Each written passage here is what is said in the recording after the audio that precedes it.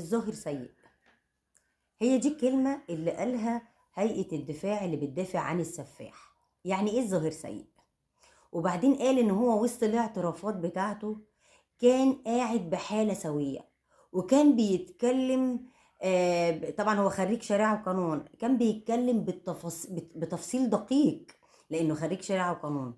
لو انت عايز تعرف هيئة الدفاع قالت ايه عن الجريمة بتاعته، وقالت ان ممكن هو يكون عنده حالة نفسية بسبب الجرائم اللي هو عملها، ولو عايز تعرف قصة الضحية الثالثة خليك معانا لآخر الفيديو. السلام عليكم ورحمة الله وبركاته. معانا النهاردة أحداث جديدة عن سفاح المعمورة. لا ما كانش بقى مش سفاح المعمورة بس، ده بقى سفاح اسكندرية بحالها، لأن الأحداث اللي جاية أحداث جديدة خالص، وحاجات يمكن تكونوا في حاجات سمعتوا عنها وفي حاجات هتبقوا بتسمعوها لأول مرة.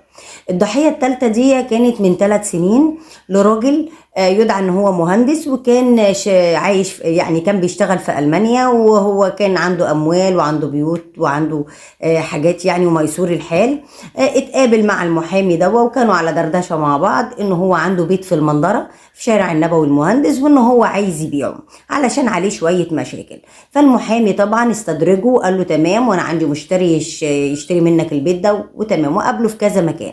المهم المحامي قال له حدد ميعاد للراجل ده المهندس، وقال له انا هبيع لك، انا عندي مشتري يشتري منك البيت دوت، وبس هات لي الورق والملكيه كلها وجيبها لي معاك. وحدد له المكان، المكتب بتاعه اللي كان ايامها بقى كان في شارع في العصافره في 45.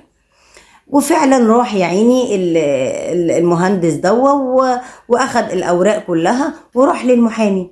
المحامي طبعا اخد منه الورق، وطبعا معرفش بقى هدده وعمل معاه ايه. المهم سجل له مقطع صوتي بان هو يبلغ عياله ان هو باع البيت وخلاص هو عايز يعيش حياته، وهيتجوز واحدة أوكرانية ويعيش بيها في شرم أو في حاجة زي كده. وبعت المسجل الصوتي ده على الواتس لأهله، على هم عاملين جروب بيت العيلة أو حاجة زي كده.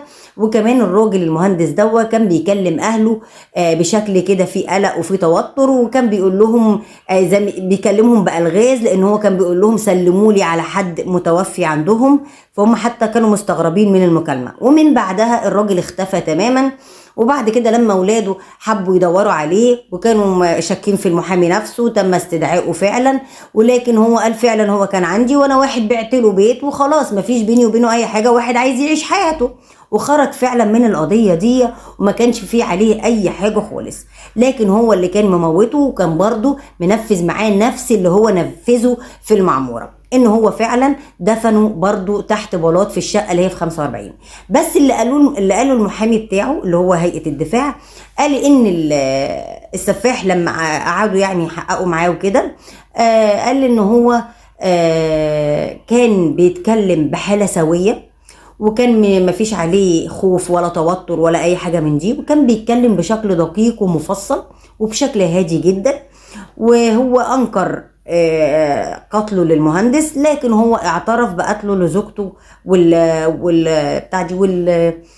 والموكله اللي كانت معاه. انا كنت قايله في الفيديو اللي فات ان هي كانت السكرتيره بتاعته، لكن لا، الحقيقه هي فعلا كانت طلعت موكله عنده، وان هو فعلا قتلها لان الموكله كانت عامله معاه مشاكل، وزوجته برضو كانت في مشاكل بينه وبينها، وفعلا ده هو قتلهم.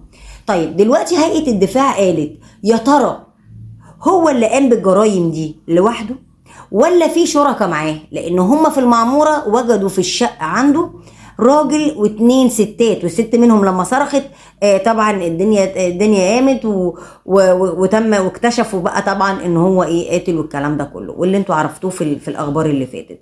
احنا دلوقتي عايزين نعرف، هيئه المحكمه بتقول ان اصلا في حاجه جديده كده محدش لسه يعرفها، ان اصلا هو قال الشقه اللي لقوا فيها المهندس دي شقه ملهاش عقد ايجار. يعني ممكن اصلا ما تنسبش ليه، هم لسه تحت التحقيقات. فين الحقيقه؟ لسه هنعرف في الايام الجايه. فاحنا لحد دلوقتي مش عارفين الحقيقه ليه، ان هو قال ان الشقه دي ملهاش عقد ايجار، وان انا كنت قاعد فيها بس هو ملهاش عقد ايجار. بس طبعا الكلام ده الحقيقه فيه لغز يا جماعه في القضيه. كمان المحامي اللي وكلته المحكمه للدفاع عن السفاح قال ان هم لحد دلوقتي عرفوا ان هو كان واخد 10 شقق، واللي تم بلاغ عنهم هم 4 بس اللي وجدوا فيهم ال3 ضحايا. الشقة اللي في المعمورة اللي في الشارع اللي فيه مي زيادة لقوا فيه الجثتين، اللي هي زوجته وموكلته. اما في شارع 45 في العصفرة، وهي دي اللي اتوجد فيها جثة المهندس اللي من 3 سنين تقريبا او من، يعني المهم ان هي من فترة طويلة. طبعا دلوقتي التحقيقات لسه شغالة، لكن المحاميين اللي هم المحكمة وكلتهم للدفاع عنه بيقولوا هم وهو ممكن، احنا لسه لحد دلوقتي ما وصلناش لحل.